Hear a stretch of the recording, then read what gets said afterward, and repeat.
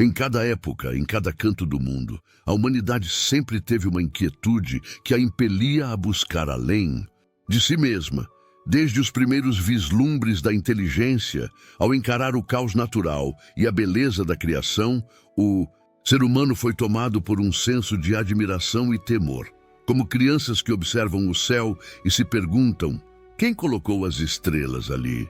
Os nossos ancestrais também se voltaram ao universo em busca de respostas e sentido. E em meio a esse anseio, surgiram as primeiras invocações aos deuses, que não se pode compreender. Essa necessidade primitiva é como uma bússola que nos leva a clamar por proteção, a buscar uma presença maior para nos orientar em meio à vastidão do desconhecido.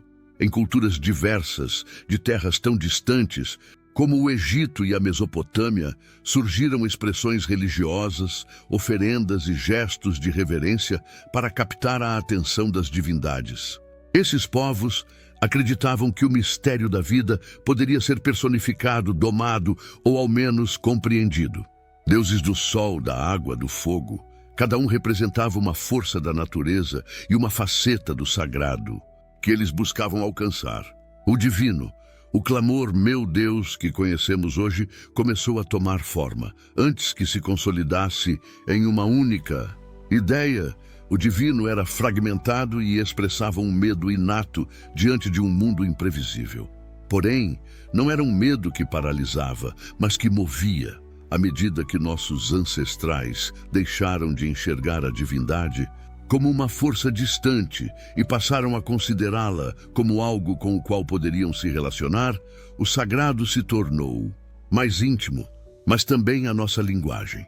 Em nossa jornada, vamos ver como essa íntima busca por sentido nos aproximou, aos poucos, de um conceito divino que pode ser invocado como "meu Deus". A relação do ser humano com o divino, a consolidação do monoteísmo. Em meio à diversidade de crenças e deuses, locais que caracterizavam o mundo antigo, algumas culturas começaram a vislumbrar uma visão única e unificadora de Deus. Em vez de um panteão fragmentado e representado por múltiplas forças, como no Egito ou na Grécia, o monoteísmo trouxe uma perspectiva revolucionária, a de um único Deus que tudo criou, que é imenso e misterioso, mas também próximo e pessoal. Com o ser humano, que faz alianças e se importa com a história dos homens. A figura de Deus no Antigo Testamento não é distante ou alheia, mas um Deus que se apresenta como "eu sou", que ouve o clamor do povo, que o guia e protege. Assim, o clamor por "meu Deus" toma uma nova forma. Não é mais apenas um grito de medo ou surpresa, mas uma invocação cheia de confiança que se dirige a um Deus que não só conhece a nossa existência, mas que caminha ao nosso lado. A ideia de "meu Deus" passa a significar muito mais do que uma simples expressão de espanto. Torna-se um apelo de confiança e intimidade, uma declaração de que o Deus Criador é também um Deus pessoal, que vê, ouve e age em favor dos seus. A noção de aliança reforça ainda mais esse sentido. Deus se compromete com o seu povo e, em troca, o povo é chamado a viver segundo os seus mandamentos. Esta relação de compromisso e proximidade com o divino trouxe uma transformação radical para a fé e para a vida das pessoas, o centro de um relacionamento vivo e íntimo com o ser humano. Dessa forma, o grito de "meu Deus" torna-se uma das expressões mais poderosas do coração humano, refletindo a ligação íntima e inabalável entre o Criador e cada um de nós. Em Cristo surge uma figura divina que não é apenas um conceito distante, mas alguém que compartilha da condição humana. O cristianismo apresenta uma verdade revolucionária. Deus não apenas nos observa de longe, mas escolheu viver entre nós, partilhar nossas dores e alegrias, nossas lutas e esperanças. Jesus, o Deus encarnado, tornou-se não só mestre e guia, mas também um amigo próximo, alguém que entende a humanidade de dentro para fora. A expressão não é mais usada apenas para clamar por ajuda ou manifestar admiração, mas torna-se uma afirmação de amor e proximidade. Jesus ensinou seus seguidores a orar com as palavras Pai Nosso, aproximando o conceito de Deus da figura paterna, alguém com quem podemos conversar, confiar e pedir amparo. Esta familiaridade é revolucionária. Ela transforma o modo como os fiéis veem o divino. Agora, Deus não é apenas o Criador e Juiz, mas também aquele que caminha conosco e nos chama de filhos. Reconhecer Jesus ressuscitado tornou-se um emblema dessa nova era de fé.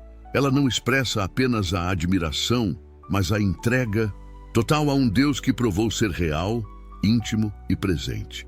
No cristianismo, meu Deus passa a ser um chamado que envolve não só o intelecto, mas o coração, uma entrega completa a um amor divino que responde que está de próximo. Ao longo dos séculos, a expressão meu Deus se tornou uma forma de reconhecer a presença divina nas nossas alegrias e nas nossas provações, no cotidiano e nos momentos de maior dor.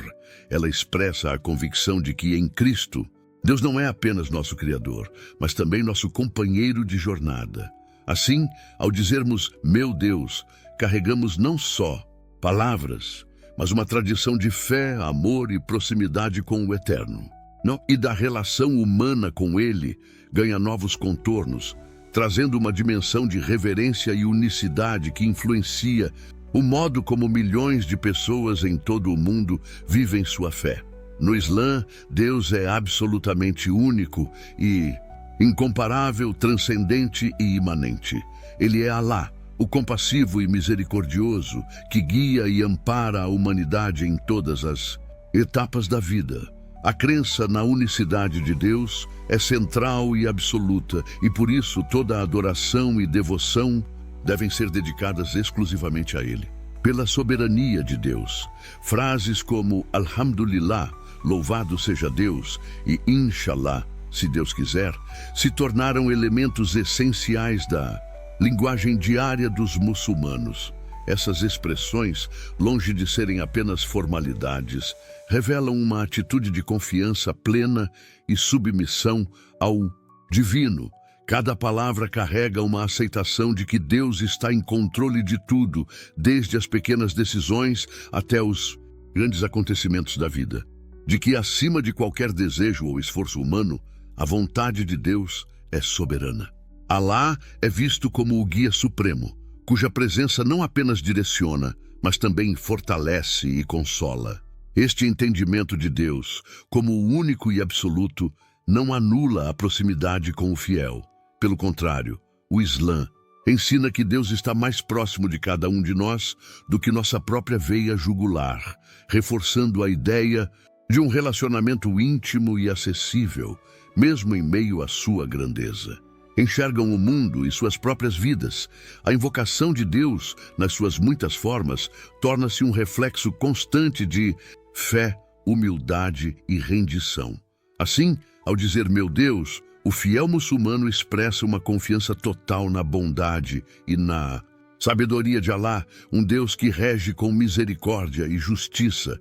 Dessa maneira, o Islã revela uma abordagem única da expressão meu Deus, uma mistura de proximidade e reverência, que nos lembra constantemente que, embora Deus seja todo-poderoso, Ele é também infinitamente próximo e atento à nossa existência. Divino, muitas vezes tentando conciliar fé e razão. No coração dessas reflexões, os filósofos gregos da antiguidade estabeleceram as bases de uma visão racional sobre o mundo e o ser humano, indagando a origem do universo, a natureza das coisas e a existência de uma causa primeira. Sócrates, Platão e Aristóteles, os grandes mestres do pensamento clássico, abordaram o conceito do divino de maneira inovadora, muitas vezes afastando-se dos mitos populares e adentrando o campo da especulação lógica e da contemplação. Buscava alcançar através do diálogo e da introspecção. Ele acreditava que as virtudes, como a justiça e a bondade, refletiam algo do próprio caráter divino e que o bem deveria ser perseguido acima de tudo. Já Platão via o mundo como um reflexo imperfeito das ideias eternas, e por trás dessas ideias ele postulava a existência de um bem supremo, uma realidade perfeita que, em certo sentido, se assemelha ao conceito de Deus. Vês, desenvolveu uma abordagem única ao conceber o divino como o motor imóvel, a causa não causada que inicia e sustenta tudo o que existe. Para ele, Deus era o princípio fundamental do cosmos, uma inteligência suprema que move o universo sem jamais ser movido, contemplando eternamente a perfeição. Essa ideia de um Deus como a fonte da ordem e da razão marcou profundamente o pensamento ocidental, abrindo espaço para uma visão de fé que podia dialogar com a razão. O advento do cristianismo e, mais tarde, o desenvolvimento da teologia cristã, esses conceitos filosóficos foram adaptados, fundindo-se com as noções religiosas para formar uma imagem de Deus que é tanto acessível pela fé quanto compreensível pela razão. Nesse contexto, a expressão "meu Deus" tornou-se uma invocação não só emocional, mas também intelectual, um apelo ao divino que busca sentido e coerência no universo. Assim, ao dizer "meu Deus", não se invoca apenas um ser supremo, mas também a busca incessante por verdade, beleza e ordem. Reflexos desse Deus que, como os antigos filósofos acreditavam, é a fonte última de tudo o que é bom e verdadeiro, que leva o ser humano a uma busca intensa por comunhão e intimidade com Deus. Este período é marcado por uma espiritualidade fervorosa e introspectiva, onde muitos santos, teólogos e místicos dedicam suas vidas a experimentar e descrever uma conexão direta e pessoal com o Criador. Esse desejo de se aproximar de Deus, de alcançar uma união com o sagrado, tornou-se uma das expressões mais sublimes da fé medieval. João da Cruz exemplificam essa busca ardente. Em seus escritos, vemos descrições poéticas de uma noite escura da alma, um processo de purificação e entrega total, pelo qual o indivíduo é esvaziado de si mesmo para ser preenchido com a presença divina. Santa Teresa, por exemplo, fala da morada interior, onde a alma pode encontrar Deus em seu próprio centro, em um estado de profunda quietude e adoração. Para ela, Deus é o amado e a vida de fé é comparada a uma jornada espiritual rumo a esse amado que habita em cada ser humano. Deus não era apenas o Criador distante, mas alguém com quem se podia ter uma relação de amor como entre amigos ou amantes. Era uma fé que transcende o intelecto e se apoia na experiência pessoal e direta.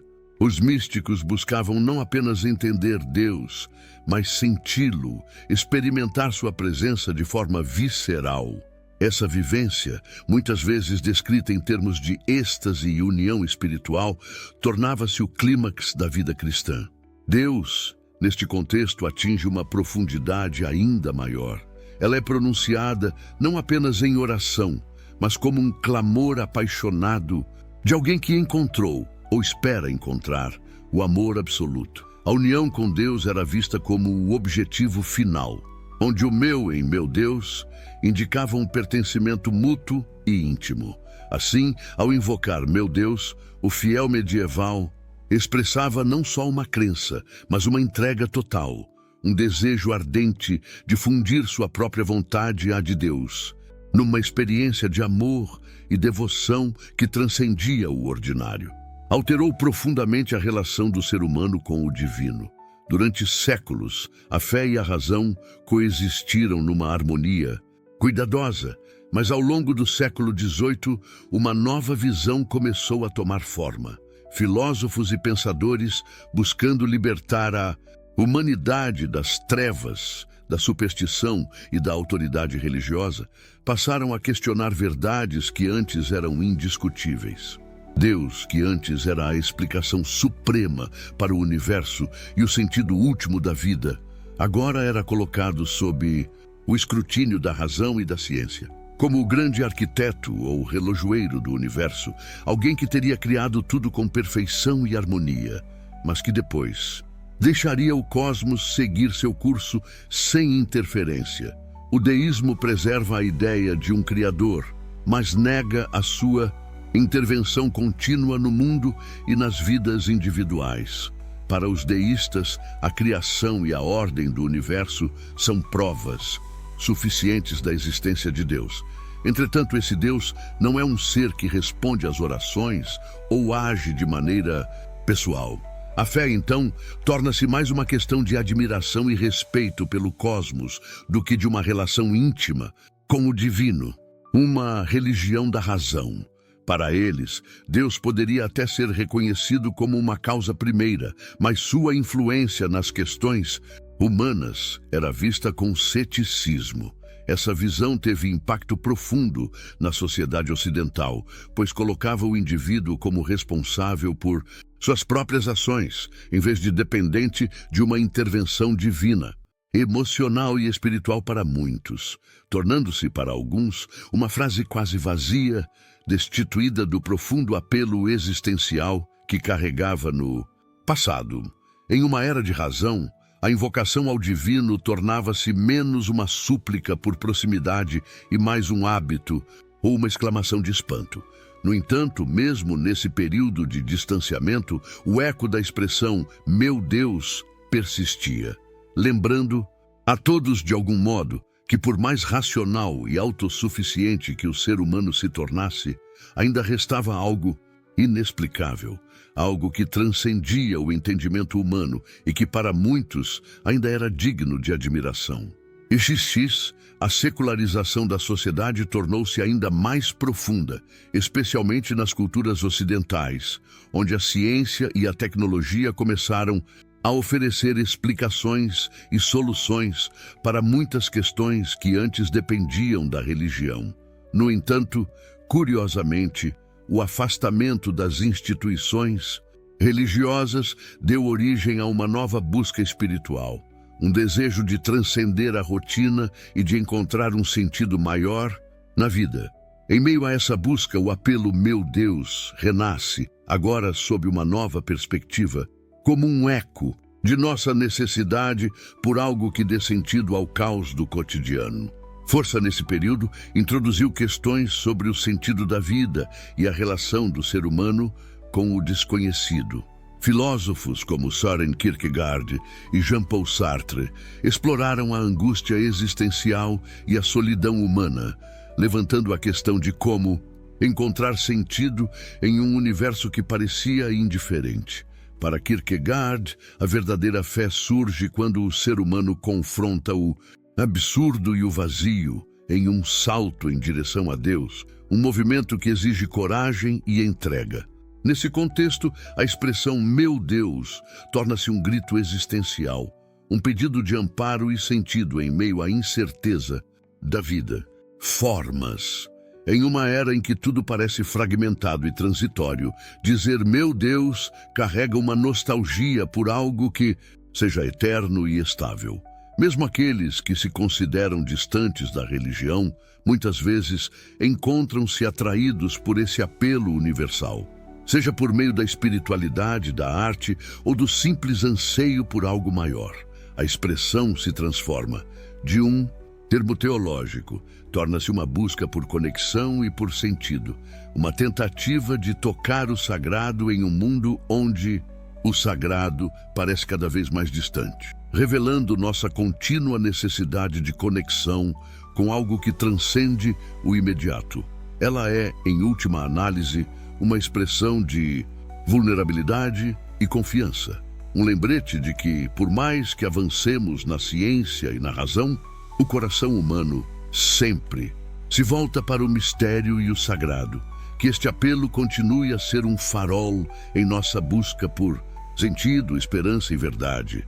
Se esta jornada falou ao seu coração, compartilhe este vídeo e leve essa reflexão adiante.